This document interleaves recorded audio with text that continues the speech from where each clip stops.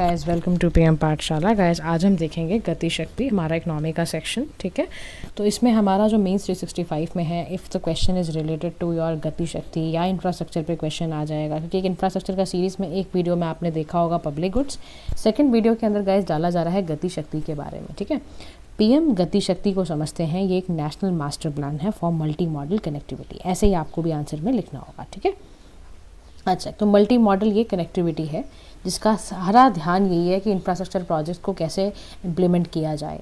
ठीक है, ये डिजिटल प्लेटफॉर्म है जिसमें 16 मिनिस्ट्रीज़ काम कर रही हैं इंटीग्रेटेड प्लान के साथ, कोऑर्डिनेटेड इम्प्लीमेंटेशन के साथ। ठीक है, इंफ्रास्ट्रक्चर बॉटलनेक्स में ध्यान रखना इंडिया में क्या है, lack of coordination among different government department. सबसे बड़ी दिक्कत क्या थी, why we are launching PM Gati Shakti, क्योंकि हमारे साथ अभी तक क्या हो रहा था, हमारे पास पेपर्स पे तो लिखा होता था बहुत अच्छा प्लान, बट हम इम्प्लीमेंट नहीं कर पाते थे क्योंकि कोऑर्डिनेशन नहीं होता था डिफरेंट गवर्नमेंट डिपार्टमेंट्स का।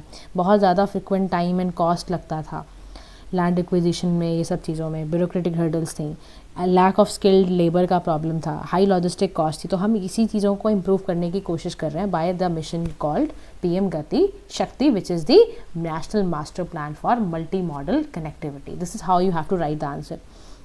Now understand what are the significance of Gati Shakti programme. Question direct भी पूछा जा सकता है, इनडायरेक्टली भी पूछा जा सकता है। At least you should have the pointers.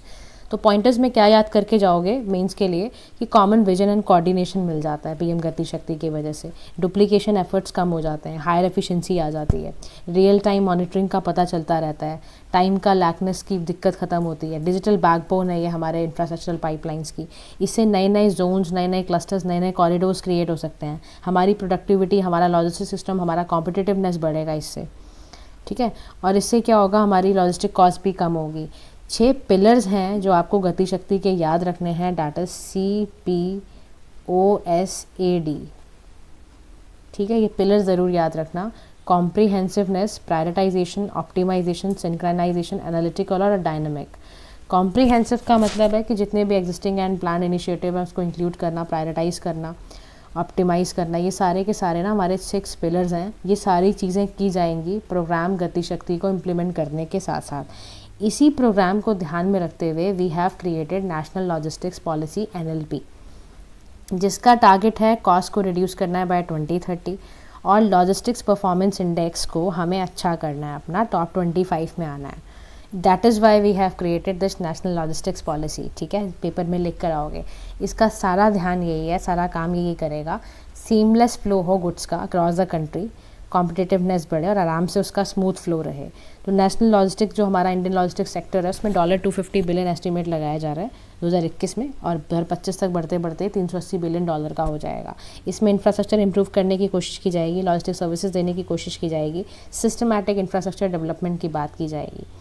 PM Gati शक्ति नेशनल जो मास्टर प्लान है, याद रखो वर्ल्ड क्लास इंफ्रास्ट्रक्चर देना है हमें सारे वो गैप्स ख़त्म करने हैं जिसकी वजह से हम पीछे जाते हैं। इसीलिए हमने एक इनिशिएटिव चलाया था, Bharatmala Pariyojana, Sagarmala projects for our Indian coast.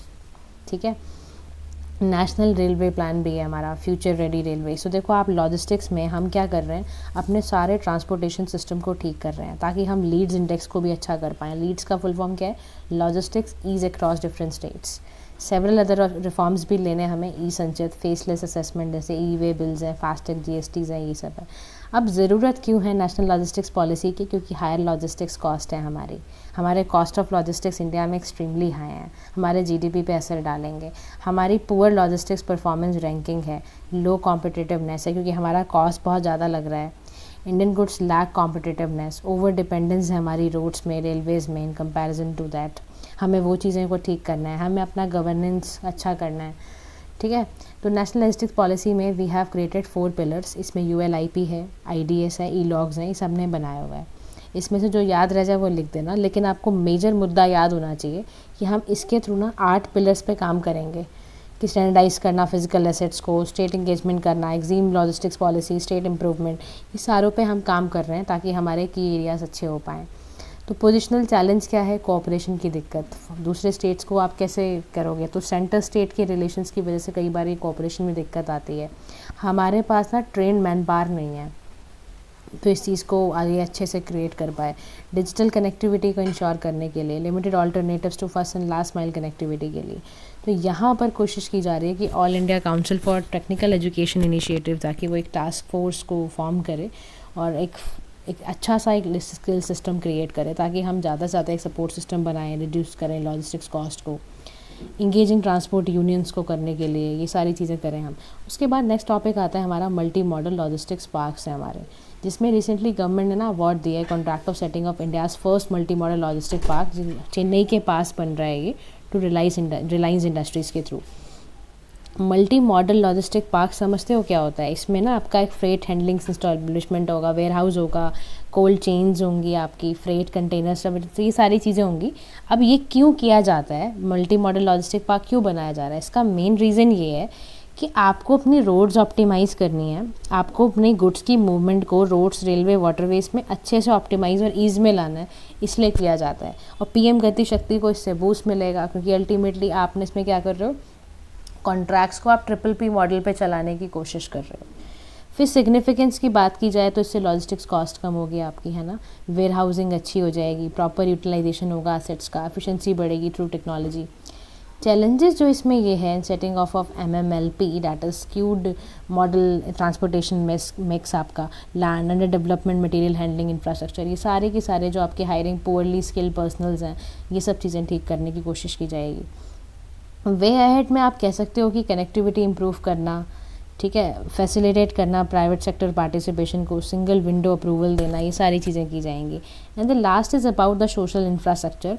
Social infrastructure देखो कोई भी डेफिनेशन नहीं है इसकी, लेकिन 16 मिनिस्ट्रीज़ ने लेकर इसको काम करने को बोला है। इसमें ministry of Panchayati Raj, family वाले, हेल्थ वेलफेयर वाले डिपार्टमेंट वाले लोग आ रहे हैं। सोशल इंफ्रास्ट्रक्चर में आप इतनी बात समझ लो कि जो चीज़ें हमें ना डिलीवर करनी है अपने हेल्थ के लिए, लोगों की सोसाइटीज़ के वेलबींग के लिए। अब सोशल इंफ्रास्ट्रक्चर में कौन कौन से टॉपिक आप उठाते हो, एजुकेशन उठाते हो, स्पोर्ट्स उठाते हो, आर्ट एंड कल्चर है, मेडिकल पब्लिक हेल्थ है, ये सारा सोशल इंफ्रास्ट्रक्चर में लिखोगे आप पॉइंटर्स। सोशल इंफ्रास्ट्रक्चर को अगर ठीक कर ले जाओगे तो इंक्लूसिव ग्रोथ हो जाएगी, एजुकेशन SDGs को भी फुलफिल करोगे, पॉवर्टी एलिवेशन को मारोगे, एनवायरनमेंट का सस्टेनेबिलिटी पे काम कर पाओगे, सस्टेनेबल ग्रोथ कर पाओगे, इकोनॉमिक इंफ्रास्ट्रक्चर को ठीक कर पाओगे, तो ये फ़ायदे हो जाएंगे। वे फॉरवर्ड में बोल रहा है कि आप सबसे ज़्यादा क्या करो, अगर आप सोशल इंफ्रास्ट्रक्चर को ठीक करना चाहते हो ना, हर्डल्स को ख़त्म करो, आप इनएडिक्वेट फंड की प्रॉब्लम है ख़त्म करो, टेक्नोलॉजिकल बैरियर की दिक्कत है उसको ख़त्म करो, लो प्राइवेट पार्टिसिपेशन है तो उसको हाई कराओ। तो आप ना प्राइवेट सेक्टर को इंगेज करो, आप उनको बुलाओ, उनको फाइनेंसिंग मॉडल अपना समझाओ, एक इनोवेटिव तरीका समझाओ। सोशल इम्पैक्ट बॉन्ड भी निकाल सकते हो फाइनेंसिंग मैकेनिज्म को ठीक करने के लिए, तो ये भी एक बॉन्ड आ सकता है जिसमें गवर्नमेंट एक एग्रीमेंट में आए सोशल प्रोवाइडर्स के साथ और वो डिलीवरी सोशल आउटकम्स की प्री डिफाइंड टाइम पे दे दें। सेटिंग करो, रिलायबिलिटी मॉनिटरिंग सिस्टम अच्छा करो, पोटा कैबिन्स का यूज़ कर सकते हो। पोटा कैबिन्स क्या होता है, इनोवेटिव एजुकेशनल मॉडल है जिससे कि ना आपका रिड्यूस होता है number of out of school children जो आपके स्कूल को छोड़ के चले गए। जैसे देखो क्या हुआ था, दांतेवाड़ा डिस्ट्रिक्ट है ना छत्तीसगढ़ का, विंग एक्सट्रीमिज्म अफेक्ट बहुत ज़्यादा वहाँ पे लेफ्ट विंग की वजह से अफेक्ट हुए थे बच्चे, तो बेचारे बच्चे स्कूल से चले गए। तो पोटा कैबिन्स क्या करते हैं, एक एजुकेशन सिस्टम है, इनोवेटिव सिस्टम है यहाँ पर, जिससे कि ये नंबर रिड्यूस हुए। आर्ग्योगे ना example, please quote these example, this give you the lot of marks, आपको मार्क्स का इसमें अच्छा रहेगा खींचने के लिए, डिजिटल डिवाइड खत्म होगा इससे, ठीक है। तो आरोग्य कार्यकलम प्रोजेक्ट जो केरला में है उसमें कम्युनिटी बेस्ड अप्रोच है to palliative health care. Palliative health care क्या होता है कि आप प्री से लेकर पूरा पोस्ट तक जो पेशेंट है उसका ध्यान रख रहे हो कि तो इसको प्रॉब्लम कुछ हो ही ना, हेल्थ रिलेटेड हो रही है तो उसको घर तक जाके कम्युनिटी सर्विसेज प्रोवाइड की जाएँ। अगर हॉस्पिटल से वापस आया तो भी उसका ध्यान रखा जाए, उसका न्यूट्रिशनल डेफिशिएंसी हर चीज़ को ध्यान में रखते हुए सब काम किए जाए। मतलब खाली यही नहीं है कि पेशेंट ठीक हो गया, दवाई दे दी, खत्म हो गया, वहाँ तक उसको पूरी तरह से केयर देनी है, प्री केयर और डिलीवरी, मतलब ऑन तो होएगा प्रोसेस वाला तो उसमें करोगे केयर, आप पोस्ट केयर भी करनी, तो that is called palliative health care, ठीक है। This is about guys PM Gati Shakti, अच्छे से रिवाइज कर लो, this might come in the exam. Infrastructure पे हर बारी क्वेश्चन आता है and this will give you lot of marks, ठीक है। Please revise it thoroughly. Thank you so much for listening, do like share and subscribe to PM Pathshala. Have a nice day to all.